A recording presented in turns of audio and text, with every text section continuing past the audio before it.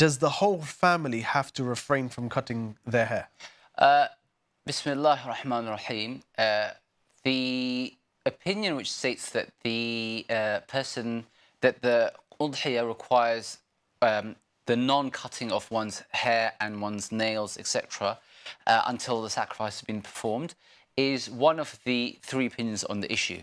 There are actually there's more than one opinion whether that's required or not. Okay, but just to begin with, it only applies to the person who is offering the sacrifice. That's to say, the person who's paying for it.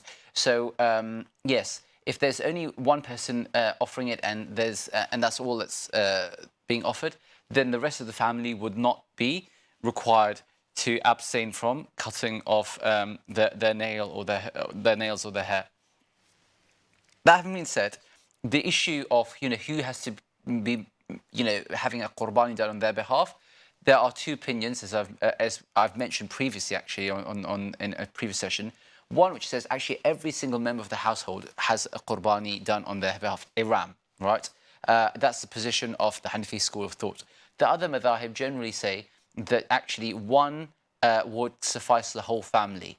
Means all the dependents on the family. So the kids would be, the minors would all be covered by the breadwinner of the household. And no one else would be required to abstain from cutting their hair or their nails.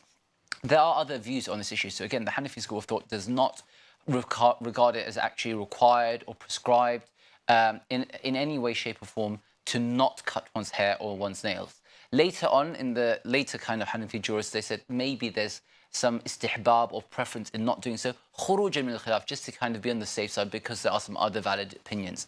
But the established position was it's not required.